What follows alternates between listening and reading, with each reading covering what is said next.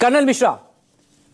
मकसूद जी, Iran का जो aggression है दैट्स एक्चुअली रिटेलिएशन है जो उन्होंने थोड़ा सा ईरान ने एक्चुअली रिटेलिएट किया जो इजराइल ने उनके ऊपर हमला किया था।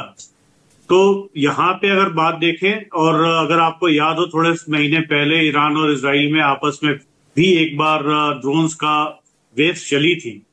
और अगर हम इसको थोड़ा और हिस्टोरिकल पर्सपेक्टिव हसन में देखें नसरल्लाह की मौत के बाद, हाँ, नसरल्लाह की मौत के बाद हिजबुल्लाह चीफ और की अगर मौत के बाद, जी बिल्कुल, प्लीज कंटिन्यू।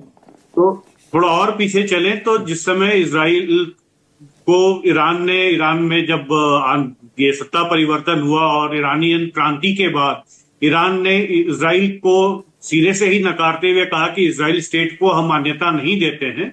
और इसके हिस्टोरिकल पर्सपेक्टिव में चलें तो ये लड़ाई आज की नहीं है, लड़ाई इस्लाम की शुरुआत से है, जहां पे इस्लाम और जुइज्म के बीच की लड़ाई है।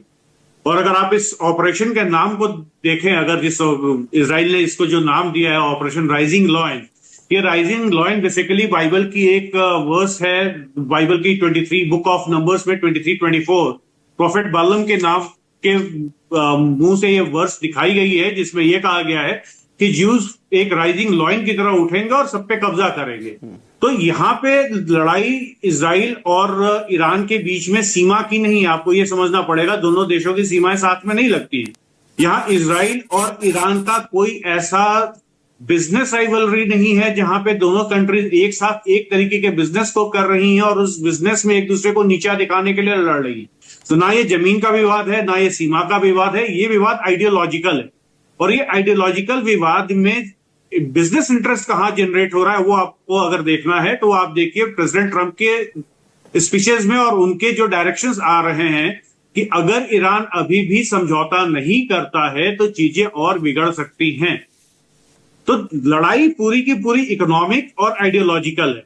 इकोनॉमिक अमेरिकन व्यू पॉइंट से और आइडियोलॉजिकल ईरान और इजराइल के व्यू पॉइंट से। अब यहां सबसे इंपॉर्टेंट यह हो जाता है कि क्या यह लड़ाई आगे बढ़कर किस रूप तक जाएगी, क्या ईरान के साथ और दूसरे अरब देश खड़े होंगे। यहां एक चीज और महत्वपूर्ण यह है कि अरब देशों में और ईरान में एक आपसी तनातनी शुरू से रही है, क्योंकि ईरान अरब मूल का नहीं है, ईरान पर्शियन मूल का है। लेकिन अगर तो ऑपरेशन राइजिंग